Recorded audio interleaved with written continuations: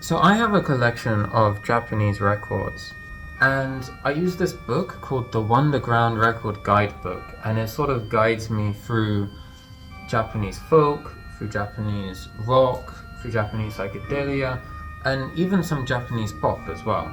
So there's a big mix of genres, and today I'm going to show you and give you recommendations for some excellent vinyl. So please like and subscribe. Let's go.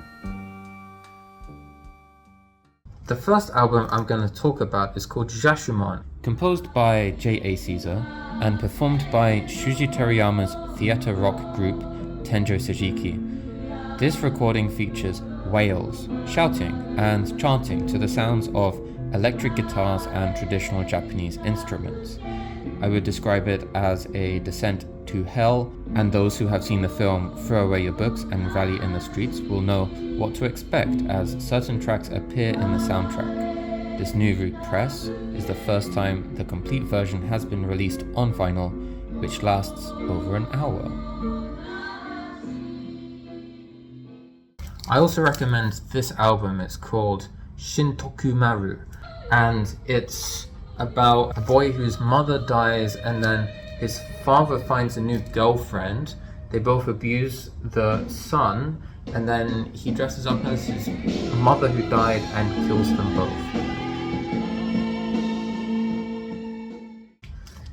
This is New by Amaterasu. It's eclectic pop rock with electric guitars, synthesizers, and pianos. Female vocals are used in the background to emphasize the u-u-a-as, the doobie-doobas, and the e-e-o-o-e-o. It just makes the album a lot of fun to listen to. As you can see, it says New, and then the B-side is called New.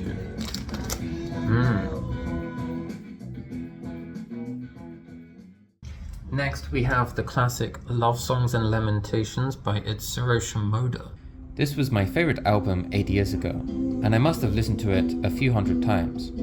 You may know the song Everybody Anyone, as it had a few million views on YouTube before being removed. This whole album is that good, with the A-side being sung in Japanese while the B-side is sung in English.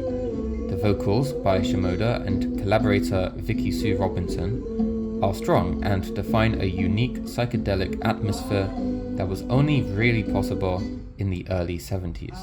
This is also another link to Throw Away Your Books and Rally in the Streets, as Itsuro Shimoda wrote 4 songs for that soundtrack. He is smoking, and you see there's a little orange in the cigarette. Yes.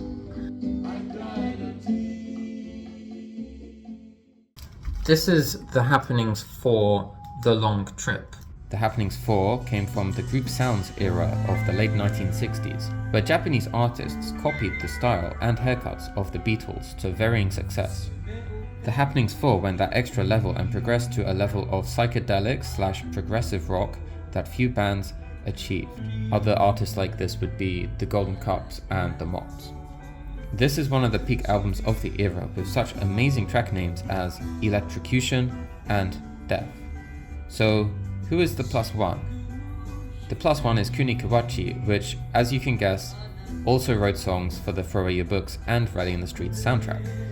It's amazing how many amazing albums are connected to that soundtrack. There's a 7-minute track in here called Death.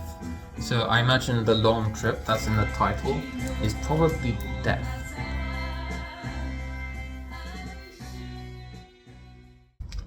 This is The Cave Down to Earth by the Far East Family Band. This is another personal favorite of mine.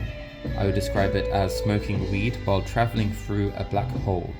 It's a mix of psychedelic and progressive rock with vocals that sound like God himself is singing and beckoning you to rock along.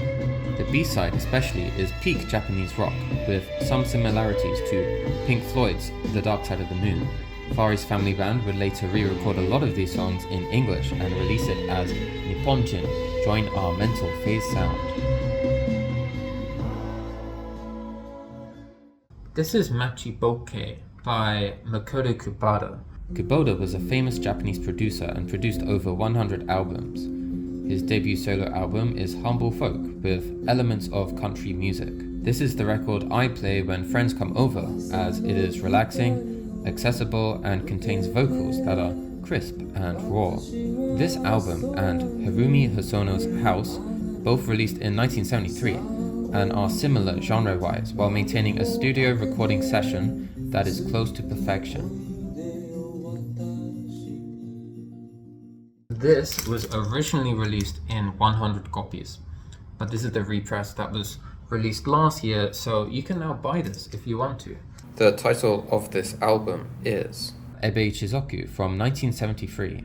It's an amateur doom folk private pressing, released by members of a university folk club as their last breath of youth before getting jobs. They recorded the whole album in an 8-hour shift in the university's assembly hall and released 100 copies of the vinyl. As you can imagine, this record was ultra rare until 2023 when it was re-released by a US label called First and Last Records. Now anyone can buy this unheard masterpiece with copies still available on their website, which ship from the US. There's two albums I don't have here with me, they're in England, so I'm just going to talk about those now. Takemitsu Yamada's Kimi wo Daita was released in 1979 and is relaxing folk with emotional melodies. The instrumental focus is the folk guitar and the piano, which as a combination make a mellow aura. As a guess, I believe this was limited to between 100 and 500 copies. The main reason for the limited nature of private press is that after a band or singer records the album, they're given all the units to sell.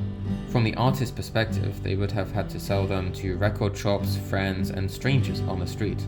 So most artists would want a low print number. Therefore, some records exist in quantities as low as 50 or 10. And if you want an example of one of those records,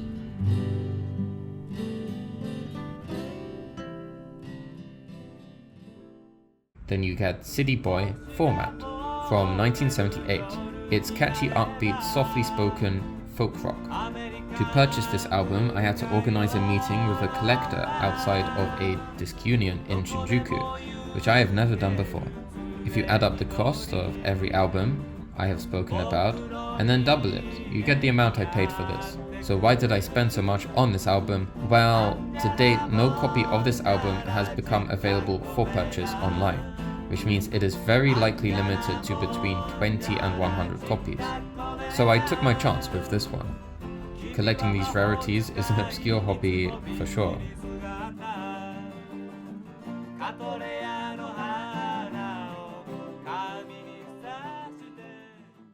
So that is the end of the video. Thank you for watching. Please subscribe and have a nice day. Goodbye.